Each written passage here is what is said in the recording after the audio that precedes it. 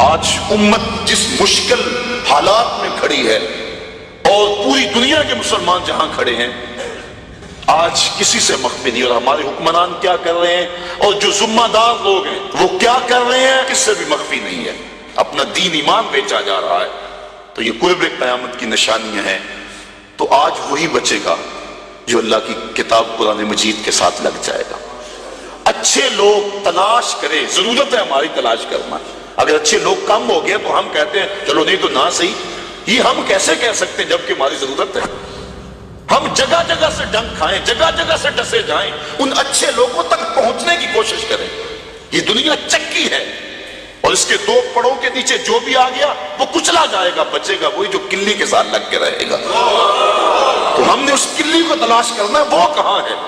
ہم کہتے ہیں کوئی بات نہیں، ہم کیا کریں جی، کاروبار کا پتہ ہے ہمیں، کہاں نفع ہے کہاں نقصان ہے، کہاں سودا دینا ہے کہاں نہیں دینا ہے، کہاں کس منڈی سے 2 نمبر مال ملتا ہے کہاں سے 1 نمبر مال ملتا ہے، ہمیں سب پتہ ہے۔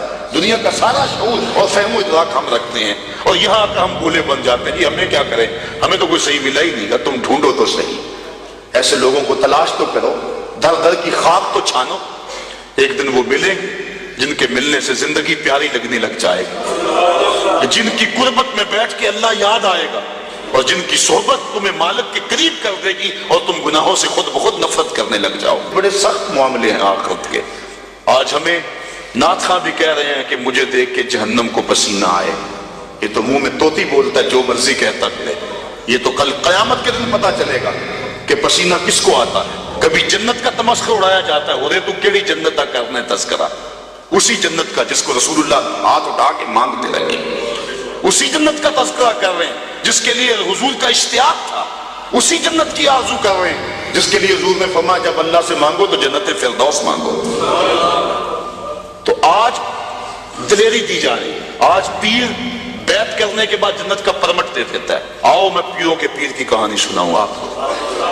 حضرت شیخ سعدی شیرازی فرماتے ہیں کہ ایک بندہ مطاف میں کنکروں کے اوپر پیشانی رکھ کے زاروں کے تار ہو رہا ہے اور کیا کہتا ہے، اللہ مجھے معاف کر دے، نہیں تو قیامت کے دن اندھا اٹھانا، میں تیرا کیا تیرے بندوں کا سامنا بھی نہیں کر سکتا۔ اتنے درد سے روتا ہے کہ لوگ اپنی دعائیں چھوڑ کے اس کے لیے دعا کرتے ہیں۔ ایک بندہ تو چھوڑ چھاڑ کے قریب کھڑا ہو گیا اور کہتا ہے مالک اسے معاف کر دے، مالک اسے معاف کر دے۔ کافی دیر کے بعد وہ شخص جو روتا تھا اٹھ کے جانے لگا۔ اس کو تجسس تھا کہ میں دیکھوں تو صحیح یہ کون ہے اور اس کو تسلی بھی دوں کہ اللہ بڑا کریم ہے تجھے معاف کر دے گا۔ جب اس نے جھک کے جھانک کر دیکھنا چاہا تو چیخیں نکل گئی۔ یہ زاروں کے تار رونے والا وقت کا غوث شیخ عبد القادر جیلانی، آج کا پیر تو گارنٹی دے رہا ہے نا۔ آؤ اس پیر مرید کی کہانی سنا رہا ہوں۔ حضرت جنید بغدادی فرماتے ہیں میرے ماموں نے تنہائی میں مجھے بلایا اور مجھے وصیتیں کی۔ جب ایک وصیت کی تو میرے پاؤں تلے سے زمین نکل گئی۔ کہنے لگے بیٹا جب میں مر جاؤں تو میری قبر بغداد سے باہر بنانا۔ میں نے پوچھا حضور کیوں؟ فرمانے لگے میری بدعمالیوں کی وجہ سے کہیں بغداد کی مٹی میری لاش کو قبول کرنے سے انکار نہ کر دے اور میں لوگوں کے سامنے رسوا نہ ہو جاؤں۔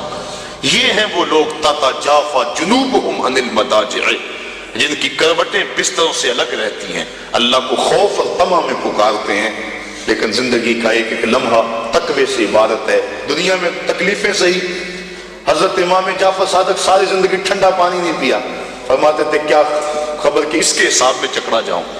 اور آپ کے مریدین بیٹھے ہوئے ہیں، آپ بھی بیٹھے ہوئے ہیں، لوگ بیٹھے ہیں۔ کہا یار آج ایک دوسرے سے وعدہ نہ کر لیں؟ کہا کیا؟ کہا ہم میں سے جو بھی جنت میں جائے وہ دوسروں کو ساتھ لے کے جائے۔ غلاموں نے کہا حضور ہم آپ سے وعدہ کریں، ہم تو آپ کے سہارے میں بیٹھے ہوئے ہیں۔ کہا تم نہیں جانتے آخرت کے معاملے بڑے سخت ہیں۔ یہ امام جعفر صادق کہہ رہے ہیں، یہ ان کی زندگی ہے۔ جن لوگوں نے اس بات کا خیال رکھا کہ ہمیں پوچھنا ہے اور ایک ایک بات کا ہم نے جواب دینا ہے، یہ بات درست ہے کہ اللہ اپنے فضل سے معاف کرے گا، لیکن سحری کے وقت اٹھ کے سسکیاں بھرنے والا اور رات شراب خانے میں گزارنے والا کیا قیامت کے دن ایک صف میں کھڑے کر دیے جائیں گے؟ یہ کیسے ہوگا؟ غریبوں کا خون چوسنے والا، بیواں اور یتیموں کا مال لوٹنے والا اور رات کی تنہائی میں ان کی مدد کرنے والا کیا ایک صف میں کھڑے کر دیے جائیں گے؟